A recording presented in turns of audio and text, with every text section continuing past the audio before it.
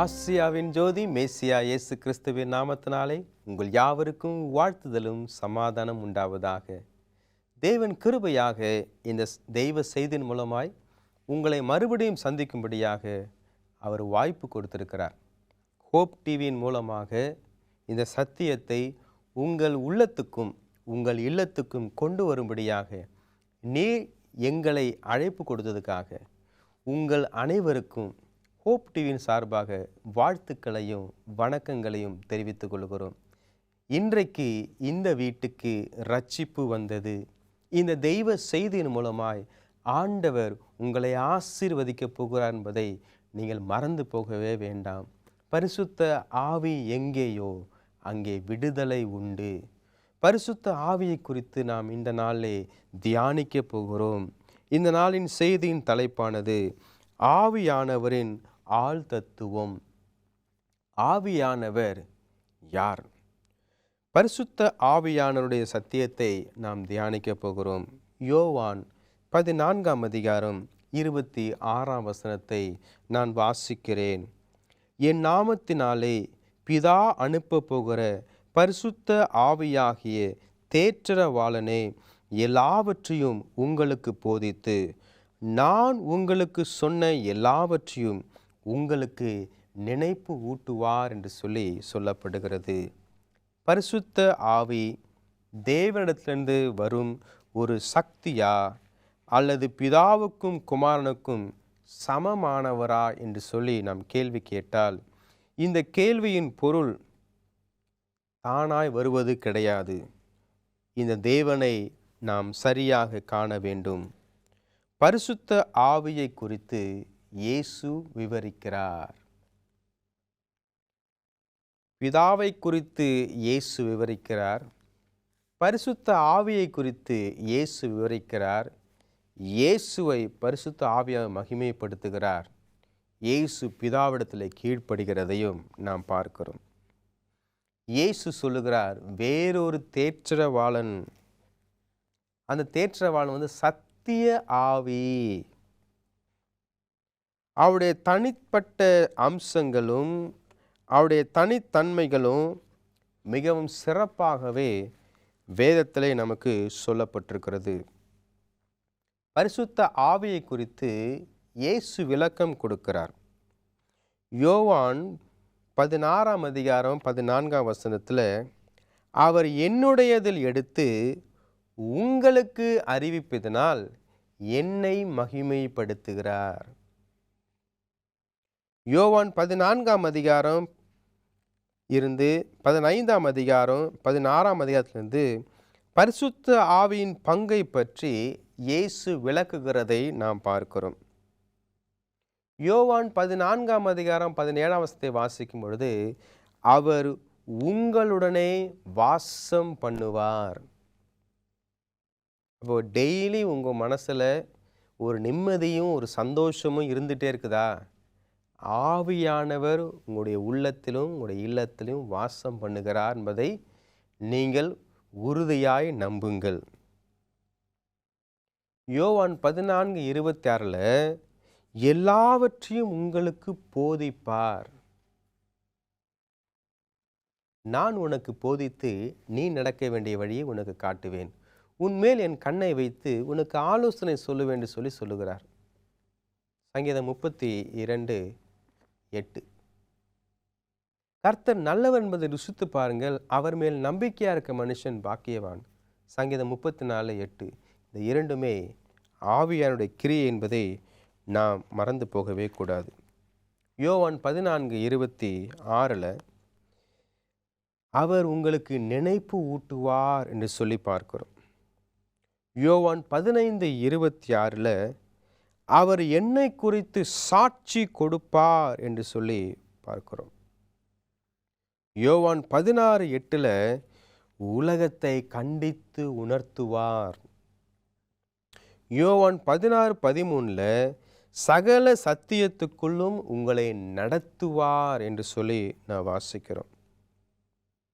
யோவான் 16:13 அவர் தம்முடைய சுயமாய் பேசுவது இல்லை. யோவான் 16:13 வரப்போகிற காரியங்களை குறித்து உங்களுக்கு அறிவிப்பார் என்று சொல்லி நாம் பார்க்கிறோம். யோவான் 16:14 என்னை மகிமைப்படுத்துவார் என்று சொல்லி இயேசு ஒவ்வொன்றாய் ஆவியானுடைய கிரியையை விவரித்து சொல்லுவதை நாம் பார்க்கிறோம். யோவான் 16:14 அவர் என்னுடையதில் எடுத்து உங்களுக்கு அறிவிப்பார் என்று சொல்லப்படுகிறது. ஒரு சக்தியோ அல்லது வல்லமையோ இவைகளை செய்யக்கூடுமா? இவையெல்லாம் ஆள் தத்துவம் இல்லாத ஒரு சக்தியால் செய்ய முடியாதவைகள் என்று சொல்லி வேத வல்லுநர்கள் நமக்கு சொல்லிக் கொடுக்கிறதை நாம் பார்க்கிறோம். ஆவியானவர் யார்? அவர் வேறொரு தேற்றரவாளன். இயேசு சொல்லுகிறார் யோவான் 14:16 நான் பிதாவை வேண்டிக் கொள்ளுவேன், அப்பொழுது என்றென்றைக்கும் உங்களுடனே கூட இருக்கும்படிக்கு சத்திய ஆவியாகிய வேறொரு தேற்றவாளனை அவர் உங்களுக்கு தந்தருளுவார். 3 பேரை பார்க்குறோம். இயேசு பிதாவிட்ட வேண்டிக் கொள்வாராம், பிதா ஆவியானவரை அனுப்புவாராம், அவர் என்றென்றைக்கும் நம்மோடு கூட வாசம் பண்ணுகிறவர் சொல்லப்படுகிறது. பரிசுத்த ஆவியை இயேசு வேறொரு தேற்றவாளன் என்று அறிமுகப்படுத்துகிறார். வேறொரு என்பதற்கான கிரேக்க வார்த்தை அல்லோ என்பதற்கான அர்த்தம். அதே போல மற்றொன்று, ஆனால் அது வேறு என்பது கிடையாது. அல்லோ என்ற வார்த்தை இயேசு பரிசுத்த ஆவியை தம்மோடு ஒப்பிட பயன்படுத்தினார். அவர் சென்று விட்டார். அவருக்கு சமானமாக அவரை போலவே வேறொரு தேற்றவாளன் இந்த உலகத்திலே அனுப்பப்பட்டதுதான் பரிசுத்த ஆவியானவர். ஆவியானவர் இயேசுவை போல ஒரு தெய்வீகமானவர் என்பதை இயேசுவே உறுதியளிக்கிறதை நாம் பார்க்கிறோம். அவர் நமக்கு பேராக்லிட்டிக்ஸ் என்ற ஒரு வார்த்தை நம்ம சொல்லப்படுகிறது. அப்படின்னா என்ன அர்த்தம்னா, தேற்றரவாளன், உதவுபவர், உதவியாளர், நமக்குள் வாசம் பண்ணுகிறவர். பேராக்லிட்டிஸ், சத்திய ஆவியானவர். யோவான் 14:15 நீங்கள் வாசிக்கும் பொழுது இயேசு ஆவியானவரை குறித்து அதிகமாய் விளக்கம் கொடுக்கிறதை நாம் பார்க்கிறோம். யோவான் 15:26 யோவான் 15:26 வாசிக்கிறேன். பிதாவிடத்திலிருந்து நான் உங்களுக்கு அனுப்ப போகிறவரும் பிதாவிடத்திலிருந்து புறப்பட்டு வருகிறமாகிய சத்திய ஆவியான தேற்றவாளன் வரும்பொழுது அவர் என்னை குறித்து சாட்சி கொடுப்பார். இயேசுவே முழுமையும் அரிதுமான சத்தியம் என்பதை யோவான் 14:6 வெளிப்படுத்துகிறதை நாம் பார்க்கிறோம். யோவான் 17:17 அவருடைய வசனமே சத்தியம் என்று சொல்லப்படுகிறது. அது இயேசுவை குறித்து சாட்சி கொடுக்கிறது என்பது குறித்தும் யோவான் 5:39 நாம் இங்கே வாசிக்கிறோம். சங்கீதம் 119 142 கற்பனைகளும் சத்தியமும் ஏனென்றால் அது அவருடைய குணத்தையும் பிரதிபலிக்கிற வார்த்தையை அங்கே இருக்கிறதை பார்க்கிறோம். சத்தியமும் கற்பனையும் என்று சொல்லப்படுகிறது. இதை வெளிப்படுத்துகிறவரே ஆவியானவர் என்பதை குறித்து நாம் இங்கே பார்க்கிறோம். பரிசுத்த ஆவி, அதாவது சத்திய ஆவி என்றும் அழைக்கப்படுகிறார். ஏனென்றால் அவருடைய பங்கு இயேசுவை உயர்த்தி அவரோடு நம்மை ஒரு ஆழமான உண்மையுள்ள உறவை வைத்து கொள்ள ஆவியானவர் வழிநடத்துகிறதை நாம் பார்க்கிறோம். யோவான் 15:26 யோவான் 16:13 வாசிக்கும் பொழுது பரிசுத்த ஆவியின் வழிநடத்தலுக்கு நாம் கேட்கும் பொழுது நம்முடைய இருதயத்தை நாம் திறக்க வேண்டும். அதுவே பரிசுத்த ஆவிக்கு கொடுக்கிற முக்கிய பங்காக இருக்கிறது. சத்திய ஆவியானவர், ஆவியானவர் அவருக்கு தனிப்பட்ட அம்சங்கள் உண்டு. அப்போஸ்தலர் 15 நாம் திருப்புவோம். அப்போஸ்தலர் 15 28 வாசிக்கும் பொழுது பரிசுத்த ஆவிக்கும் எங்களுக்கும் நலமாய் கண்டது. அப்படின்னா பரிசுத்த ஆவிக்கு தனிப்பட்ட கருத்து உண்டு. ரோமர் 8:26, ரோமர் 8:27 வாசிக்கும் பொழுது, ஆவியானவர் தாமே வாக்கு கடங்காத பெருமூச்சுகளோடு நமக்காக வேண்டுதல் செய்கிறார். அப்படி என்று சொன்னால் ஆவியானவர் வேண்டுதல் செய்கிறார், ஆவியானவர் பெருமூச்சு விடுகிறார். அவருக்கு தனிப்பட்ட அம்சங்கள் இருக்கிறது. 1 கொரிந்தியர் 12:11 வாசிக்கும் பொழுது, தமது சித்தத்தின்படியே அனைவருக்கும் பகிர்ந்து கொடுக்கிறார். அப்படின்னா ஆவியானவருக்கு தனிப்பட்ட சித்தம் உண்டு. ரோமர் 8:16 வாசிக்கும் பொழுது, ஆவியானவர் தாமே நம்முடைய ஆவியோடு கூட சாட்சி கொடுக்கிறார். அப்படி என்று சொன்னால் ஆவியானவர் சாட்சி கொடுக்கிறார். ரோமர் 15:30 வாசிக்கும் பொழுது, ஆவியானுடைய அன்பு நிமித்தம், அப்படின்னா ஆவியானவர் நேசிக்கிறவர், நேசிக்கக்கூடியவர் என்பதை நாம் இங்கே பார்க்கிறோம். 1 கொரிந்தியர் 2:10 வாசிக்கும் பொழுது, ஆவியானவர் எல்லாவற்றையும் ஆராய்ந்து இருக்கிறார்.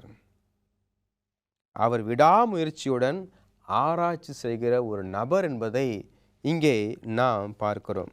அப்போஸ்தலர் 8:29, அப்போஸ்தலர் 10:19 வாசிக்கும் பொழுது, ஆவியானவர் பிலிப்புடனே சொன்னார் என்று சொல்லப்படுகிறது. அப்படின்னா ஆவியானவர் பேசுகிறார், சொன்னார் என்று சொல்லப்படுகிறது, பேசுகிறவர்.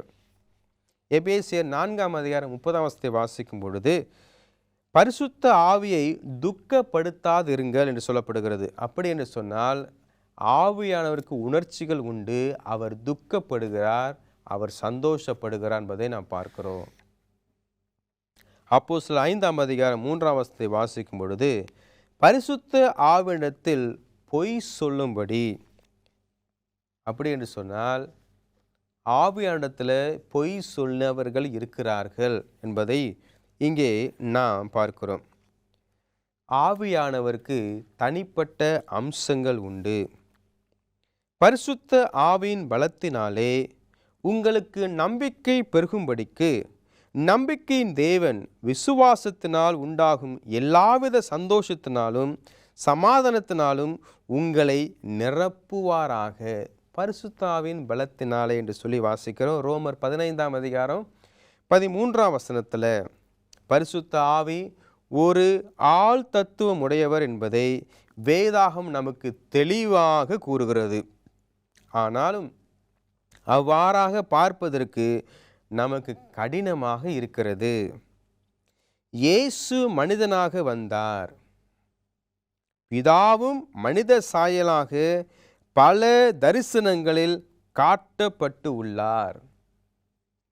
யோவான் 1, ஏசாயா 6, தானியேல் 7 இந்த அதிகாரங்களை வாசிக்கும் பொழுது இது நமக்கு வெளிப்படையாய் தெரிகிறது. என்றாலும் பரிசுத்த ஆவி புறாவாகவும் அக்கினியாகவும் காட்டப்பட்டு உள்ளார். இயேசுவானவர் ஞானமுழுக்கு எடுத்த பொழுது வானம் திறக்கப்படுகிறது, வானத்திலிருந்து பிதா பேசுகிறார், இவர் என்னுடைய நேச குமாரன், இவர் மேல் நான் பிரியமாய் இருக்கிறேன் என்று சொல்லி ஆண்டவர் பேசுகிறார், பிதா பேசுகிறார். பரிசுத்த ஆவியானவர் புறாவின் வடிவம் எடுத்து மேலிருந்து பறந்து வந்து அவர் மேல் அமருவதை அங்கே வேதம் நமக்கு சொல்லிக் கொடுக்கிறது. குமாரன் இந்த பூமியிலே மனு குலம் எடுத்து மனித அவதாரத்திலே தெய்வமாய் நிற்பதை நாம் பார்க்கிறோம். ஒரு மனிதன் கெட்டு போகக்கூடாது என்று சொல்லி அவரை தந்தருளி இவ்வளவாய் உலகத்தை அன்பு கூர்ந்த ஆண்டவர் ஆவியானவரை உங்களுக்கும் எனக்கும் ஈவாக கொடுத்திருக்கிறார். உங்களுக்கு கோபமாக இருக்குதா? ஆவியானத்தில் சொல்லுங்க.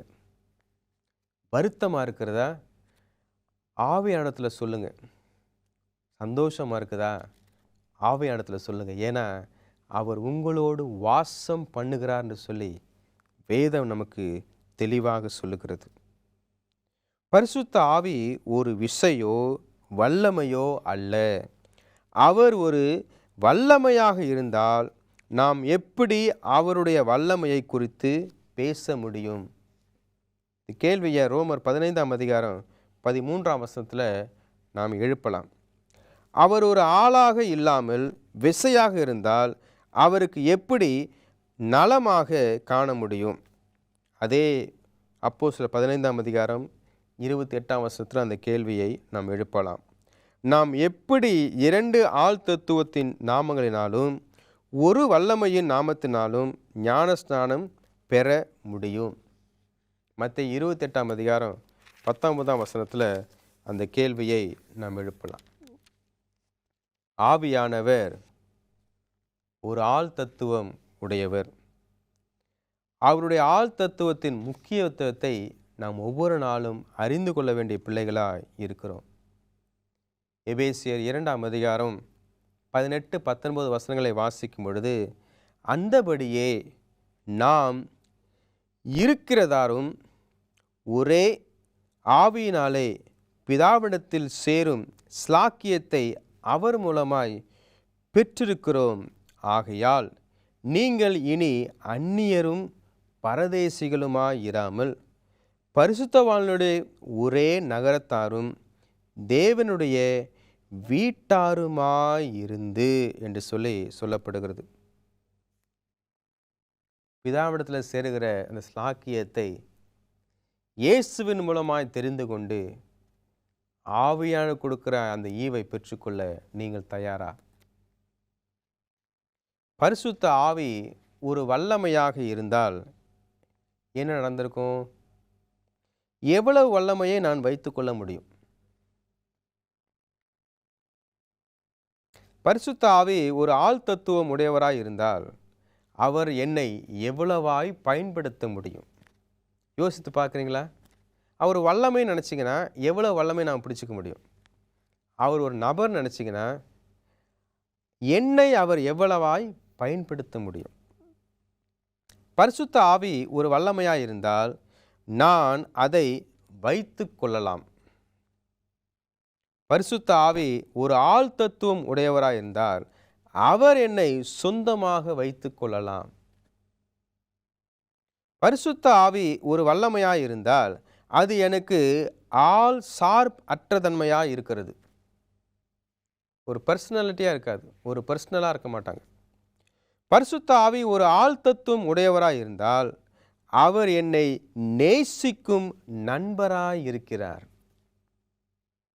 பரிசுத்த ஆவி ஒரு வல்லமையாக இருந்தால் அது எனக்கு ஒரு தொடர்பில் இல்லாத ஒரு நபராய் இருக்கும். பரிசுத்த ஆவி ஒரு ஆள் தத்துவம் உடையவராய் இருந்தால் அவருடைய திட்டத்தை நிறைவேற்ற என்னை பயன்படுத்துகிறார். பரிசுத்த ஆவி ஒரு வல்லமையாய் இருந்தால் அந்த வல்லமை என்னுள் இருக்கிறது. பரிசுத்த ஆவி ஒரு ஆள் தத்துவம் உடையவராய் இருந்தால் நான் தேவனுடைய ஆலயமாய் இருக்கிறேன். எவ்வளவு பெரிய ஒரு வித்தியாசத்தை நாம் பார்க்குறோம். பரிசுத்த ஆவியானவர் ஒரு ஆள் தத்துவம் உடையவர், அவர் ஒரு வல்லமை அல்ல என்பதை நீங்களும் நானும் மறந்து போகவே கூடாது. அது எவ்வளோ வல்லமை நான் வச்சுக்க முடியும்?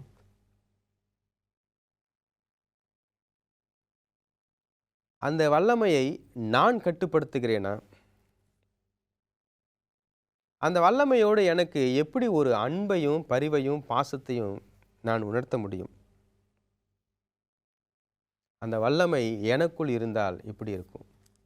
ஆனால் அது ஒரு நபராய் யோசிப்போம் என்று சொன்னால் அவர் என்னை எவ்வளவாய் பயன்படுத்த முடியும்? ஆண்டவரே, இதோ நானும் போகிறேன், என்னை அனுப்பும் என்று சொல்லி ஏசாயா 6:8-10 வாசிக்கும்போது ஆவியானவருக்கு நாம் கீழ்ப்படுகிற பிள்ளையாய் மாறுகிறோம். அவர் நம்மை பயன்படுத்துகிறார்.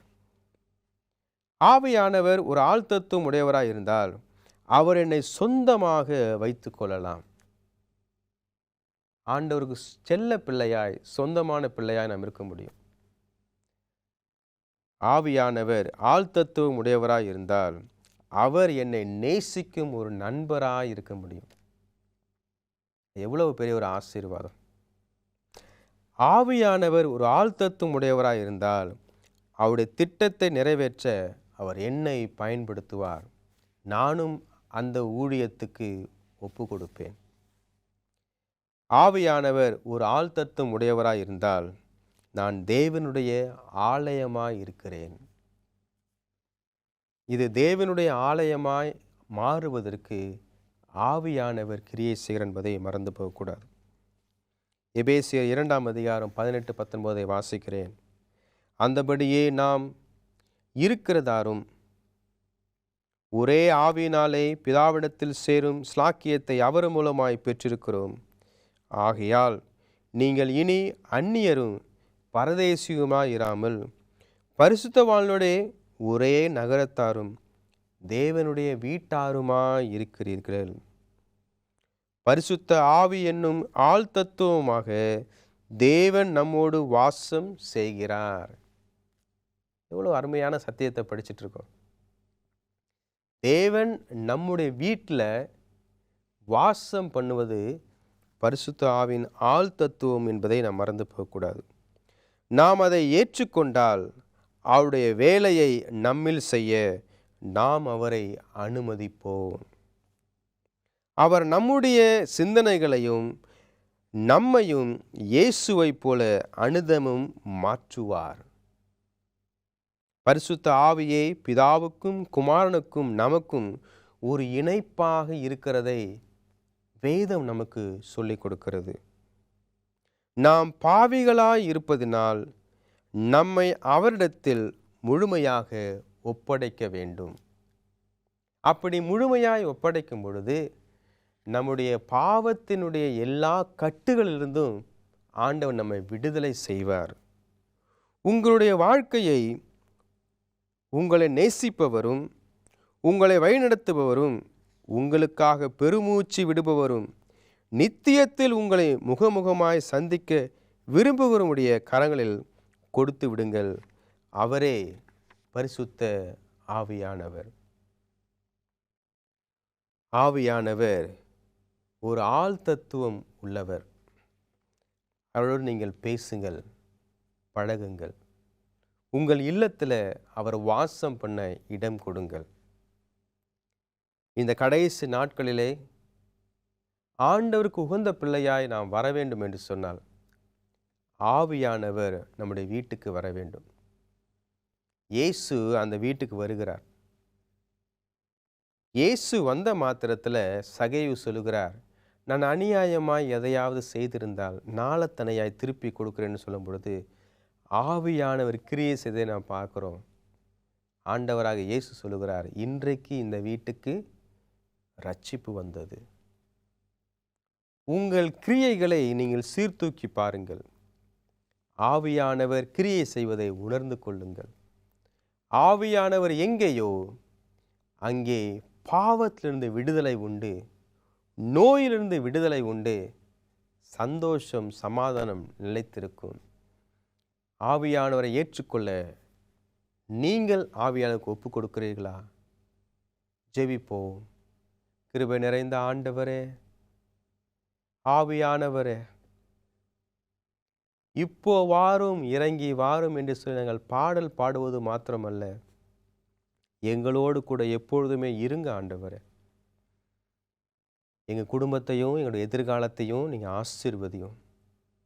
இந்த ஹோப் டிவி ஊழியத்துக்காக உழைத்து ஒத்துழைத்து உதவி கொண்டிருக்கிற ஒவ்வொரு உள்ளங்களையும் ஆசீர்வதியும். ஆவியானவரே, எல்லாருடைய இல்லங்களிலும் நீர் வாசம் பண்ணி அவர்களுக்கு சந்தோஷம் சமாதானம் நீடித்த ஆயுசு கொடுக்க வேண்டுமா ஜெபிக்கிறோம். இந்த நிகழ்ச்சியை பார்த்த கேட்ட ஒவ்வொரு பிள்ளைகளையும் ஆசீர்வதியும். இயேசுவின் மூலம் ஜெபிக்கிறோம் நல்ல பிதாவே, ஆமென்.